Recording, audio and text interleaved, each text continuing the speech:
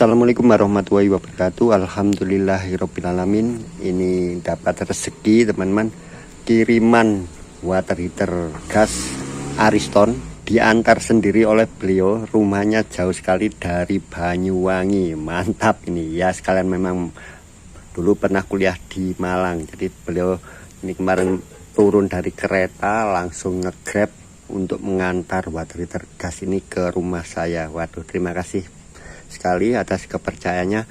Ini adalah water heater cadangan saja karena beliau sudah punya water heater gas yang saya beri tutorial dari jarak jauh untuk palomannya. Yang ini untuk serep katanya. Kendalanya apa? Ini dulu kendalanya adalah ada ledakan.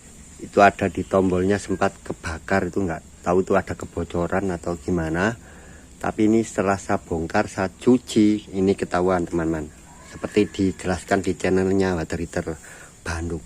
Nah, ini setelah ini tempat spuyer ini kita turunkan. Nah, ini ditunggunya terbukti teman-teman. Ini tadi saya semprot aja dari luar, tapi kurang mantep ya, wong padahal tinggal ngelepas satu baut. Kita ambil ini pemegang spuyernya, ternyata benar ada. Nah, ini telur. Nah, ini nggak tahu telur apa ini, telur ayam atau nah, ini adalah yang menyebabkan terjadinya ledakan. Nah, itu telur cecak atau apa. Intinya ada sumbatan di sini.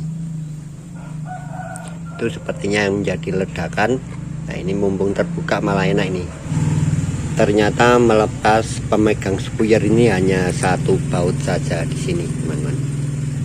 Jadi tadi lama saya cuci, dengan ini menempel, saya pikir sulit melepasnya.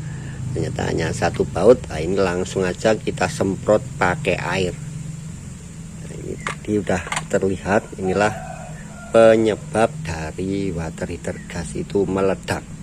Kenapa meledak? Nah, ini kita jelaskan secara logika sederhana. Ledakan itu terjadi ketika api itu terbakar di tempat yang bukan seharusnya. Jadi gas itu kan keluar dari sini teman-teman, dari spuyer ini masuk ke kiri atau ke kanan, tungku bercampur dengan udara, keluar di sini. Disinilah letak pemanti, di daerah atas tungku inilah pemanti. Tetapi ketika di sini ada sumbatan, maka gas itu tidak akan masuk ke ruang tungku ini, tetapi ke bawah. Seperti diketahui, gas LPG itu lebih berat daripada udara, maka dia akan turun ke bawah. Lebih penting kenapa terjadi ledakan, karena antara pemanti dan gasnya itu berjauhan. Jadi ketika ini sudah mulai bocor, tidak masuk ke dalam tungku ini, maka dia akan turun, tapi tidak akan terjadi penyalaan. Kenapa? Sangat jauh dari pemanti, sumber apinya. Pemanti ada di atas. Ketika ini sudah volumenya sangat banyak, sangat besar, sampai naik ke atas, disinilah baru terjadi api. Maka terjadilah ledakan karena volume gas yang sudah sangat-sangat besar baru menyala, itulah terjadinya ledakan. Kalau di sini ya hanya sekedar blub saja, karena begitu gas keluar ya langsung dinyalakan, masih sedikit sekali langsung menyala. Tetapi kalau yang bocor ke bawah ini, mengalir kemana-mana ini, tentunya berulang-ulang orangnya nyoba ya, kok gak nyala, dikit-dikit, buka tutup keran, dikit-dikit, buka tutup keran, gasnya semakin ngumpul, begitu ini banyak sekali dan baru meluber ke atas, gampangnya begitu, sisa barulah di sini pemantik itu akan memantikkan gas yang sudah sangat banyak, maka terjadilah ledakan, blem. Jadi teman-teman, bila teman-teman itu mendengar suara pemantik ya dikit-dikit, tetapi tidak terjadi penyalaan di tungku, maka harap dimatikan teman, diperiksa. Bisa jadi gas itu sudah ngumpul. Jadi memang asumsinya kadang kita bisa mengasumsikan bahwa regulatornya error, belum masuk ke dalam gasnya belum bisa masuk ke tungku. Tetapi juga harus dipertimbangkan bisa jadi gas itu sudah masuk, selinut sudah membuka, regulator sudah mengirimkan gas ke mesin, selinutnya sudah terbuka, tetapi gasnya tidak masuk ke tungku, malah keluar dari tungku. Itu yang perlu dipahami. Jadi memang proses seperti itu ya, kita tukang cat pernah ngalami ya teman-teman, mengulang-ulang dikit-dikit kok gagal, lupa bahwa ternyata selinut itu bisa membuka, aliran gasnya juga bisa masuk. Saya persis di depannya ini terjadi ledakan ya, untung nggak menyambar ke muka teman-teman, tapi itu pelajaran penting bahwa saya biasanya pastikan dulu di selangnya itu bisa nggak masuk gasnya. Sudah tidak masuk angin, anginnya tidak ada, sudah benar-benar bau gas, baru kita tancapkan. Setelah itu kita dengarkan apakah selinut bekerja, ternyata bekerja, insya Allah sudah masuk. Jadi kalau gagal di sini pemantik tidak terjadi api, kita tidak akan ulang-ulang, kita lihat lagi apakah ada gangguan gas itu memang sudah masuk ke mesin. Nah ini perlu saya ulangi ya, gasnya memang sudah masuk ke mesin, tapi harus saya ralat lagi karena memang masuk ke mesin, tapi belum tentu masuk ke tungku. Ini saya juga lupa teman-teman menyampaikan. Sudah masuk gasnya, kita tes dari nepelnya selang yang nancap ke mesin, ada bau gas. Kita dengarkan selinut sudah buka, itu memang kita anggap sudah masuk ke mesin. Dari selinut masih ke kenop-kenop, kita cek kenopnya aman, bisa berfungsi dengan baik. Karena kita harus analisa satu persatu teman, tidak langsung sudah gas masuk itu belum tentu masuk. Itu yang kita harus pahami, belum tentu masuk ke tungku. Saya memang sering mengatakan kalau tidak menyala ya berarti gas belum masuk ke mesin.